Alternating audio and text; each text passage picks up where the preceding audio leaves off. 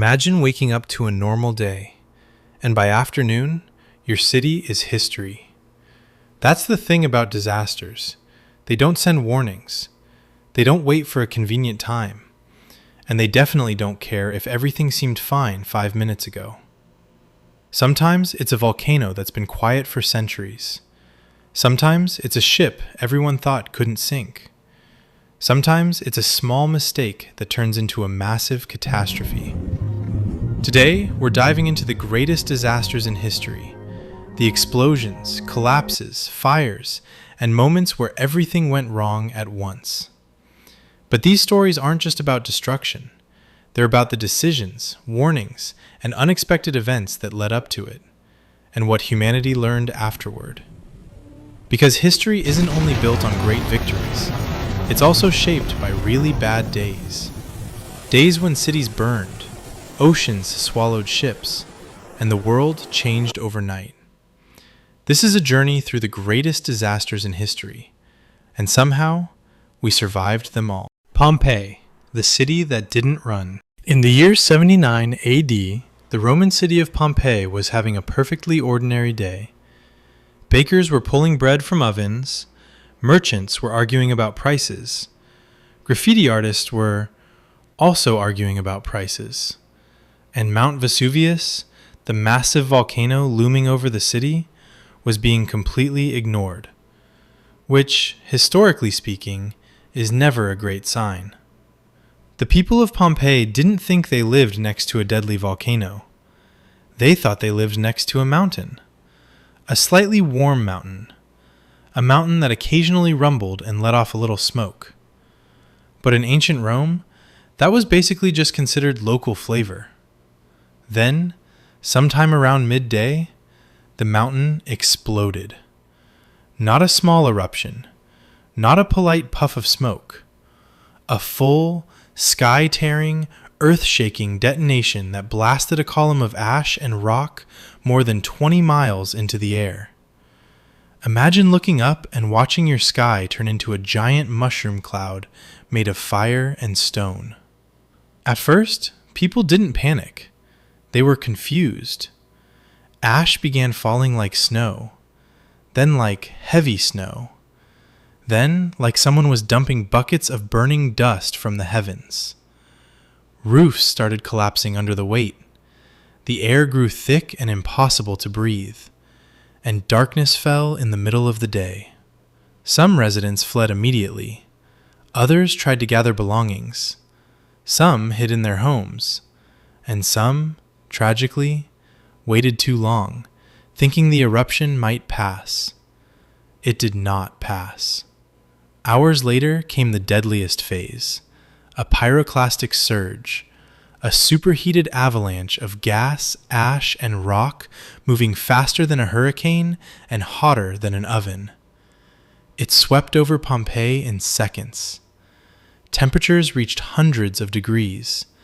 The air itself became lethal, and the city was buried beneath layers of ash that would preserve it almost perfectly for nearly 2,000 years. When archaeologists rediscovered Pompeii centuries later, they didn't just find ruins. They found moments frozen in time. Loaves of bread still in ovens, dogs still chained in courtyards, and haunting plaster casts of people caught in their final seconds, running, shielding loved ones, or simply trying to breathe. Pompeii wasn't destroyed because people were foolish. They were destroyed because they didn't know what was happening, until it was far too late. And in a strange twist of history, the very disaster that erased Pompeii also preserved it, turning one of history's worst days into one of archaeology's most haunting time capsules. Titanic, the unsinkable mistake. In 1912, the world's most luxurious ship set sail and confidently declared itself unsinkable, which, in hindsight, is the maritime equivalent of saying, what could possibly go wrong? The RMS Titanic was the largest moving object humans had ever built. It was a floating palace. It had grand staircases, fine dining, live music, electric lights, and more confidence than a man who just read half a self-help book. Passengers boarded believing they were stepping into the future, and in many ways, they were. The ship's designers believed its watertight compartments made it practically indestructible. Newspapers called it a triumph of engineering. The public called it a miracle. And the crew? Well, the crew had lifeboats for only about half the people on board, just in case. On the night of April 14th, the Titanic was gliding across the North Atlantic. The ocean was calm. The sky was clear. The stars were so bright they reflected off the water like a mirror. And that, ironically, made the iceberg harder to see. At 11:40 p.m., a lookout spotted it, a dark shape directly ahead. The crew tried to turn. They tried to reverse engines, but a ship that size doesn't pivot like a bicycle. The iceberg scraped along the side of the hull, tearing open multiple compartments below the waterline. At first, many passengers didn't realize anything was wrong. Some felt a gentle shudder. Others didn't feel anything at all. But below deck, freezing seawater was pouring in. Within minutes, the ship's designers realized the truth. The Titanic could stay afloat with 4 flooded compartments. 6 were already filling. As the reality set in, lifeboats were prepared. Passengers were told to put on life jackets, and an orchestra continued playing music to keep everyone calm, which is either incredibly brave or the most polite way to soundtrack a disaster. Some people refused to board lifeboats at first. After all, why leave a massive, brightly lit ship for a small wooden boat in the freezing dark? But the ship kept tilting. The bow sank lower. The stern lifted higher. And at 2:20 in the morning, the Titanic broke apart and slipped beneath the Atlantic Ocean. More than 1,500 people died that night, not just because of the iceberg, but because of overconfidence, speed, limited lifeboats, and a belief that this ship simply couldn't sink. The disaster shocked the world. New safety laws were created. Lifeboat requirements changed. Ice patrols were established. And the word unsinkable became something history would never use quite so casually again. Today, the Titanic rests on the ocean floor, a silent reminder that nature doesn't care how advanced we think we are, and that sometimes the greatest disasters begin with the greatest confidence. The Great Chicago Fire, the city that burned overnight. On the night of October 8, 1871, the city of Chicago was dry, very dry. Weeks without rain had turned streets, buildings, and even sidewalks into kindling. Most of the city was built from wood. Wood houses, wood sidewalks, wood barns, wood everything. It was, in hindsight, a city-sized campfire waiting for a match.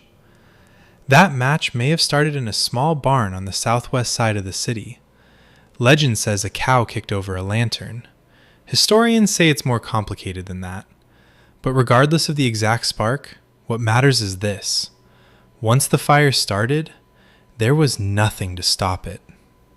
Strong winds pushed the flames through neighborhoods at terrifying speed. Embers flew through the air like fiery snow. Entire blocks ignited at once. Buildings didn't just burn, they exploded into flames. Firefighters tried to respond, but the city's resources were overwhelmed almost immediately. Water pumps struggled, hoses couldn't reach everywhere, and the wind kept feeding the blaze like a giant bellows. Then things got worse. The fire jumped the Chicago River, which everyone thought was impossible. But debris and burning wood floating in the river carried flames across. Soon, the business district was on fire. Warehouses, hotels, newspapers, homes. People fled with whatever they could carry. Some pushed carts filled with belongings. Others ran with nothing but the clothes they were wearing. The sky glowed orange. The heat was intense enough to melt metal and shatter glass from blocks away. By the time rain finally began falling late on October 9th, the damage was staggering. More than 17,000 buildings destroyed. Around 100,000 people left homeless. An entire city transformed into smoking ruins in less than 2 days. And yet, out of the ashes, Chicago rebuilt. Stronger, taller, with new building codes, fireproof materials, and eventually, some of the world's first skyscrapers. The Great Chicago Fire wasn't just a disaster. It was a turning point, a reminder that cities can fall apart overnight and still rise again, preferably with fewer wooden sidewalks. Krakatoa, the day the world heard the explosion. In August of 1883, a small volcanic island in Indonesia made a noise so loud it was heard nearly 3,000 miles away. That island was Krakatoa. At the time, it sat quietly between Java and Sumatra, part of a volcanic chain that locals respected but didn't necessarily expect to erase itself from the map. For months leading up to the disaster, Krakatoa had been rumbling. Ash clouds rose, minor eruptions came and went. Ships passing nearby reported thunder-like booms and strange smoke columns climbing into the sky. But on the morning of August 27th, everything changed. At 10:02 a.m., Krakatoa unleashed one of the most violent eruptions in recorded history. The explosion was so powerful, it ruptured eardrums over 40 miles away. It was heard in Australia. It was heard on islands thousands of miles across the Indian Ocean. Barometers around the world recorded pressure waves circling the planet multiple times. Imagine an explosion so massive, the entire Earth felt it breathe. The blast sent a column of ash more than 50 miles into the atmosphere. It obliterated most of the island. And then came the tsunamis. Walls of water over 100 feet high slammed into nearby coastlines. Entire villages were wiped away within minutes. Ships were carried miles inland. More than 36,000 people lost their lives, many of them from the waves that followed the eruption. The sky turned dark. Ash blocked sunlight. For days, nearby regions experienced near-total darkness. But the effects didn't stop there. Dust and particles from the eruption spread across the global atmosphere. Sunsets around the world turned deep red and purple for months. Temperatures dropped slightly. The planet itself reacted to Krakatoa's fury. When the dust settled, most of the island was gone. In its place remained a shattered caldera and a reminder that Earth doesn't need much warning to rewrite geography. Years later, a new volcano began rising from the sea in the same location. Its name? Anak Krakatau, which means Child of Krakatoa. Because even after one of the loudest, most devastating eruptions in history, the Earth wasn't finished building there yet. Krakatoa wasn't just a disaster. It was a planetary event. A reminder that sometimes, when the Earth decides to make noise, the whole world listens. Chernobyl, the invisible disaster. On April 26, 1986, in the early hours of the morning, a routine safety test at a nuclear power plant in the Soviet Union went catastrophically wrong. The location? Chernobyl. A facility designed to generate electricity, not rewrite the definition of disaster. Operators were testing how long turbines would keep spinning during a power loss. It was supposed to be controlled, predictable, safe. Instead, a combination of design flaws, miscommunication, and human error created a reaction no one in the room could stop. At 1:23 a.m., Reactor 4 exploded. Not a Hollywood-style fireball, something far worse. A blast blew the 1,000-ton reactor lid into the air. Graphite and nuclear fuel were scattered across the facility. A fire began burning in the exposed core, and with it, invisible radiation poured into the sky. At first, many workers didn't understand what had happened. Firefighters arrived thinking they were battling a normal industrial blaze. They climbed onto the roof. They walked through radioactive debris. They handled materials that were lethally contaminated. They had no idea. Within hours, radiation levels in the area were skyrocketing. But the nearby city of Pripyat, home to nearly 50,000 people, wasn't evacuated immediately. Morning came. Children went to school. People went to work.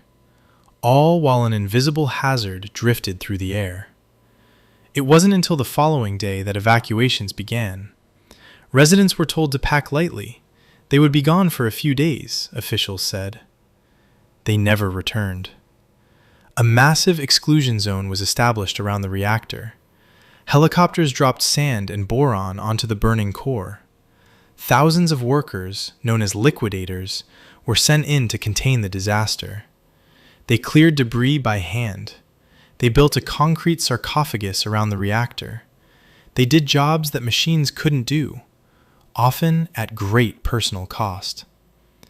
Radioactive particles spread across Europe. Forests turned reddish-brown and died. Entire towns were abandoned. Chernobyl became a place where time stopped. Apartments left as they were, toys still on floors. Amusement parks never opened. And yet, decades later, nature returned. Trees grew through streets. Animals roamed freely. A strange, quiet wilderness formed around one of humanity's worst technological disasters. Chernobyl wasn't a loud explosion heard around the world. It was quieter than that, invisible, lingering. A disaster measured not just in moments, but in decades.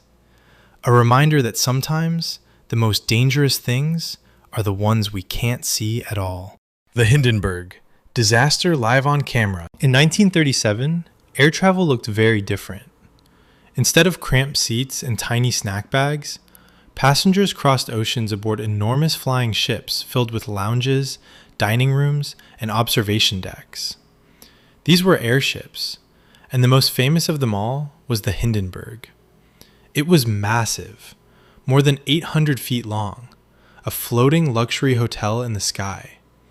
Passengers could walk around, look out giant windows, even smoke in a special pressurized lounge, because the ship was filled with hydrogen, and apparently, irony had not yet been invented. On May 6, 1937, the Hindenburg was arriving in New Jersey after a transatlantic flight from Germany. Crowds gathered, news cameras rolled, radio reporters stood ready to describe the landing live. The ship approached slowly. Rain had passed through the area earlier. The air was humid. Everything seemed normal. Then, suddenly, flames appeared near the tail. Within seconds, fire raced across the hydrogen-filled structure. The massive airship became a floating inferno. In just over half a minute, the Hindenburg was destroyed. 36 people died. Most survived, but the images were unforgettable. Because for one of the first times in history, a major disaster was captured on film and radio as it happened. Newsreel footage showed the ship engulfed in flames. A radio announcer cried out in shock as the airship fell. The world didn't just read about the disaster, they watched it. Public confidence in airships collapsed almost overnight. The era of giant passenger dirigibles ended, and airplanes quickly became the future of flight. The Hindenburg disaster wasn't the deadliest aviation tragedy, but it was one of the most shocking, because it happened in front of cameras, in real time, with the world watching. A moment when technology, confidence, and hydrogen met a very unfortunate spark. Fukushima, when nature hit technology. On March 11, 2011, a powerful earthquake struck off the coast of Japan.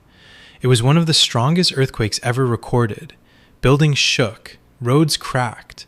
But the real danger came minutes later, the tsunami. A massive wall of water raced toward the Japanese coastline. Entire towns were flooded. Ships were thrown onto land. Cars were swept away like toys. Among the places hit was the Fukushima Daiichi nuclear power plant. The facility shut down as designed when the earthquake struck. Backup generators started. Everything seemed under control. Then, the tsunami arrived. The wave overwhelmed seawalls and flooded the backup generators. Without power, cooling systems failed, and inside multiple reactors, temperatures began to rise. Hydrogen built up. Pressure increased. Then came explosions. Reactor buildings were damaged, radiation leaks followed, evacuation zones expanded, and once again, the world was reminded how quickly a natural disaster can trigger a technological one. More than 150,000 people were evacuated from surrounding areas. Some would never return home. Years later, cleanup efforts continue. Large sections of land remain restricted. And the disaster reshaped global conversations about nuclear safety and disaster planning. Fukushima wasn't just an earthquake. It wasn't just a tsunami. It was a chain reaction of events that showed how disasters can stack on top of each other, each one making the next more dangerous. A reminder that even the most advanced systems are still at the mercy of the natural world. Volcanoes, ships, cities, reactors. Across history, disasters have taken many forms. Some were loud enough to shake the planet. Others were silent enough to linger for decades. But every one of them changed how we live. After fires, we built safer cities. After shipwrecks, we rewrote safety laws. After technological failures, we redesigned entire systems. Disasters are tragic, but they are also powerful teachers. Every evacuation plan, warning system, and safety rule exists because something went wrong once before. We remember these moments not because we enjoy catastrophe, but because remembering helps us survive the next one. History's greatest disasters aren't just stories of destruction, they're stories of resilience. Because even after the worst days imaginable, people rebuild, cities rise again. And lessons learned in ash, water, and fire shape the future. We can't stop every disaster, but we can learn from every single one.